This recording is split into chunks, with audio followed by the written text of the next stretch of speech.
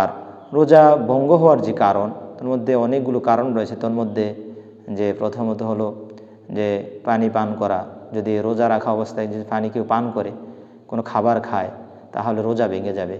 এমনিভাবে মাহে রমজানে যে স্ত্রী সঙ্গম যেটা আছে, স্ত্রী সহবাস, এটা করা যাবে না।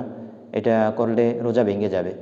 এবং মাহে রমজানে যদি কেউ তার ইফতারি অথবা রাতে সাহরি খাওয়ার পরে যদি তার দাঁতে অথবা তার মুখে যদি কোনো খাবার থাকে, এটা যদি সে রোজা অবস্থায় খেয়ে ফেলে, তাহলে রোজা ভেঙে যাবে।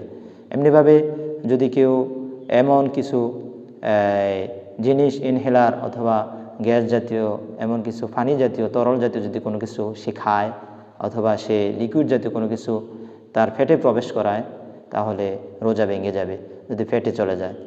তারপরে এমনিভাবে যদি সে যদি কোনো কিছু খাওয়ার পরে এমন কিছু খাইছে যেগুলো ভুলে খেয়ে ফেলছে, ভুলে খাওয়ার পরে যদি আবার ইচ্ছে করে পুনরায় খায়, তাহলে রোজা ভেঙে যাবে।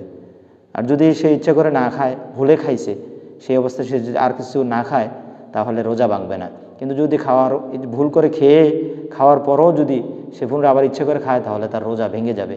কেউ যদি বমি করে, ইচ্ছে করে বমি করে, তাহলে তার রোজা ভেঙে যাবে। এমনিভাবে অনেকগুলো দিক রয়েছে, আমরা এগুলো ইনশাআল্লাহ খেয়াল করব।